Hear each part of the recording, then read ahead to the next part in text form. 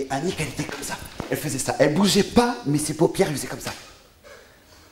Et l'interprète, elle avait du mal tellement ça allait vite. Et moi, je savais pas ce qui se passait. Je voyais cette femme qui n'arrivait pas à bouger dans son corps, mais rien qu'avec ses paupières, j'avais l'impression qu'elle était comme ça.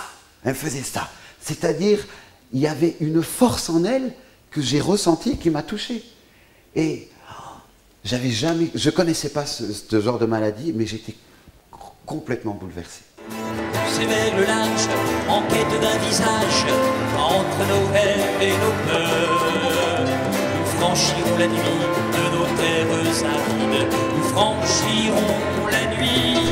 Allez viens chasser nos peurs, fais tomber le vent, Jésus-Christ ressuscité. Accueillir les personnes handicapées qui viennent en pèlerinage à Lourdes, individuellement ou en famille, un service que les sanctuaires Notre-Dame de Lourdes ont confié à l'Office chrétien des personnes handicapées, l'OCH. Ce service d'accueil, de rencontre et d'information se situe à l'entrée des sanctuaires, juste après la porte Saint-Michel. Bonjour. Maman. Ah, bonjour madame. Je suis la maman de Sébastien. Un petit verre d'eau avec la chaleur. Et toi Sébastien, Composante essentielle de l'accueil, l'écoute. Les bénévoles du service d'accueil prennent le temps d'écouter chaque personne, quel que soit son handicap, physique, sensoriel, mental ou psychique. Mais cette personne ne vient pas toujours seule. Cet accueil s'adresse aussi aux familles et aux accompagnants. Oui, bonjour. Bien souvent, le premier contact se fait par téléphone, avant le départ pour Lourdes. D'accord. Et lui, il est aveugle ou malvoyant? D'accord. L'accueil est assuré par une équipe regroupant des valides et des personnes en état de handicap. Le témoignage de ces dernières est une composante essentielle pour donner vie au message de Lourdes.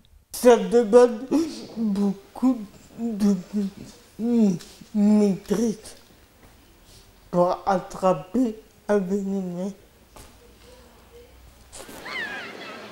Si le pèlerinage ou la venue à Lourdes ne dure parfois qu'une journée, le service d'accueil permet aussi de repartir chez soi en vivant différemment les 364 autres jours de l'année.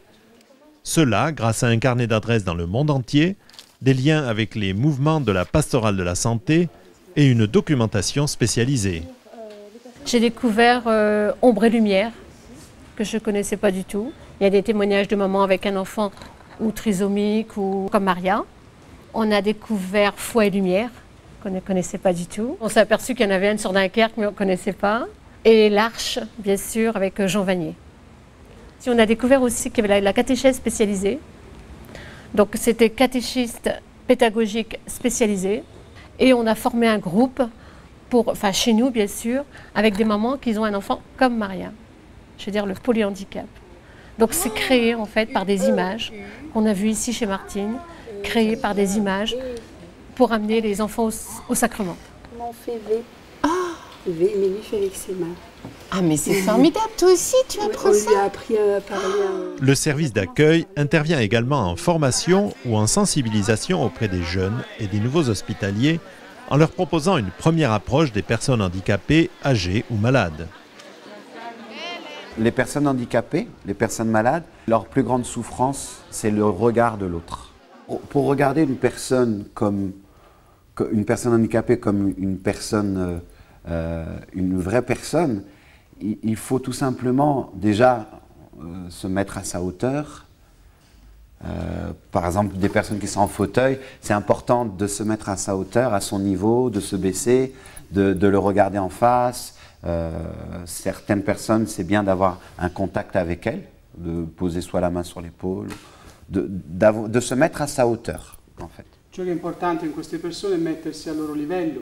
Se loro sono seduti, mettersi a sedere con loro, se sono inchinati, inchinarsi con loro, farsi vicini. Venez à moi. Le service d'accueil intervient également à la demande des pèlerinages pour animer un temps de réflexion sur le lieu même d'hébergement des pèlerins, comme ici, à l'accueil Marie-Saint-Fré. La Sainte Vierge, à Lourdes, a employé le même verbe que Jésus quand elle s'est adressée à Bernadette. Qu'est-ce qu'elle lui a dit? Voulez-vous Venir à la grotte tous les jours. Voulez-vous, vous l'avez dit différemment. Pour les familles touchées par le handicap ou la maladie, ce sont des rencontres qui sont proposées à la demande de pèlerinage. Des animations plus particulièrement destinées aux pèlerins valides. L'OCH propose un accueil, une écoute et un accompagnement sur tous les plans. Chacun peut déposer ses intentions de prière sur un cahier. Ces intentions sont souvent l'écho de la rencontre ou d'un appel téléphonique. Elles sont portées dans la prière par l'équipe. Avec tous ceux qui n'ont rien à espérer, pour bâtir un royaume. Porté par ses bénévoles, le service d'accueil des personnes handicapées joue le rôle de sentinelle dans la solitude du handicap et l'isolement de la maladie. Il contribue ainsi à faire vivre au quotidien le message de Lourdes.